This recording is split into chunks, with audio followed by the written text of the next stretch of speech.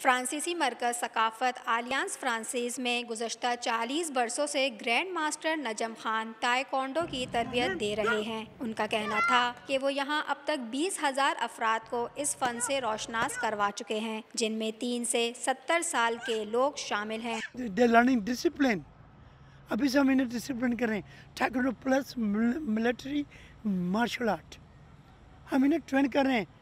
क्या ट्रेन कर रहे हैं? इनको एजुकेशन भी दे रहे हैं और इन्हें हम डिसिप्लिन भी कर रहे हैं।